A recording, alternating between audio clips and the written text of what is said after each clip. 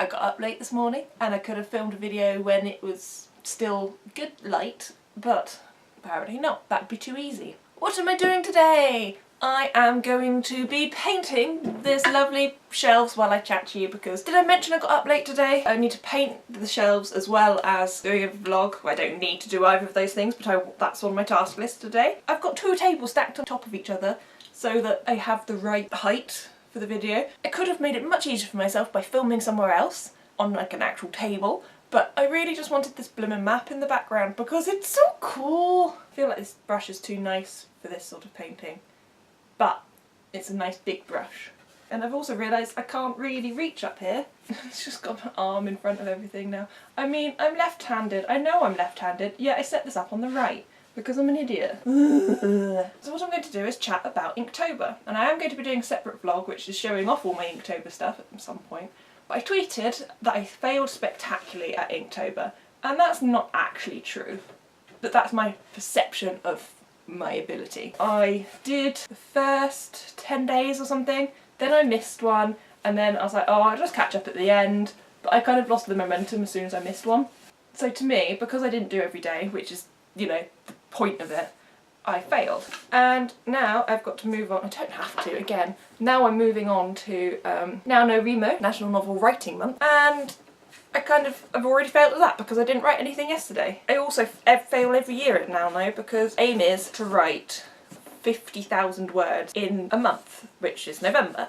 And I just can't do that. It just doesn't work for me. I'm just planning on writing every day and hoping for the best. I guess for me it's more about getting into a good habit of both writing or drawing every day, just doing something creative, because I feel if I don't do anything creative I end up then just having massive like art/writing block, and that's no fun. I've been working on my novel for a while and it's gone through very many changes. Like, I created the world and I'm very happy with the world I've created, and at the moment I'm quite happy with the characters I've got for this story, but you know, that's subject to change. So I just have to give it my best and see what I can do and realise that as long as I'm doing something, I'm not failing miserably or spectacularly or whatever was the phrase I used. Oh, right, you start to look in the camera and then you realise the sun's moved even more. I mean, oh well. Everyone watches for my brilliant tech skills, don't they? It's nice just to chat to people. I was watching Jamie Jo's vlog the other day. She was sort of saying about being a vlogger, and she was vlogging, and I'm like, yeah, I like, and the concept of just talking to people without actually talking to people, and I like doing that. It's really nice. So yeah, I was like, I'll film a vlog, talk about some life updatey things, and do some painting, because why not? Oh, I feel like I'm ruining this paintbrush. But my other option was this one, which I'm going to use for this little shelfy bits here. But as you can see, quite a difference. I then buy nice paintbrushes because they're nice, and then never use them for things because they're too nice to use. It just defeats the whole object of the point of having a paintbrush, not using it for paint. I haven't vlogged in ages. I haven't done much in ages. Like, while I'm doing other videos, I do sort of chat about my life and everything, but it's nice to actually have an actual chat about whatever. I have no plans of what I'm going to say. It's just all coming out quite, I was going to say naturally. It's what my mum calls my verbal diarrhea. Just wow, wow, wow, wow, wow. Now that I'm working full-time, and I have been working full-time for a good few months, I am vlogging much less. I'm sure you have noticed. I know you've missed me all so much. You've all missed me so much. I know. I've just realised I didn't press record on the audio. So, this is useless. I mean, the mouse cursor is on the record button, but I obviously didn't actually click it. I feel like this is a snapshot of my life, quite.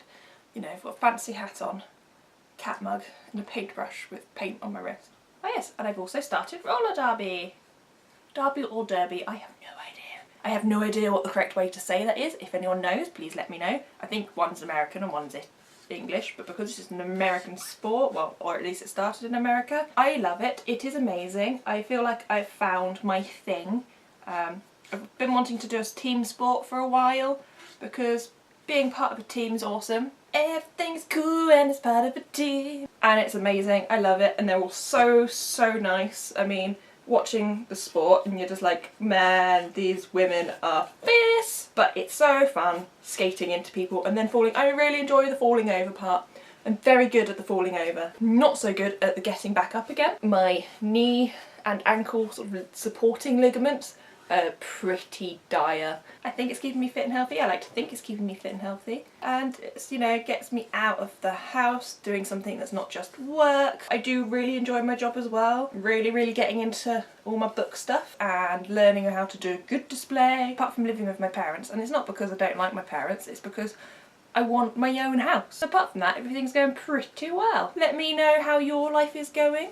I saw one of my friends yesterday. But other than that, I'm being pretty shockingly poor at keeping in touch with people. Yeah, sorry about that, everyone. September and October were fairly stressful for various deathy reasons. Yes, it's been like a time of goodbyes, but also a time of new beginnings, because where one door shuts, another two open. So to quote Patrick Ness from The Rest of Us Just Live Here, everything's always ending, but everything's always beginning too. Please like, share and subscribe. And all that jazz. I mean, why wouldn't you subscribe to this? This is quality content. And I will see you, like, I'm going to promise that I'm going to make another video to upload next week. So I'll see you then. Thanks, bye! I don't want to get out of the warm blanket. Holding the tights. So sexy.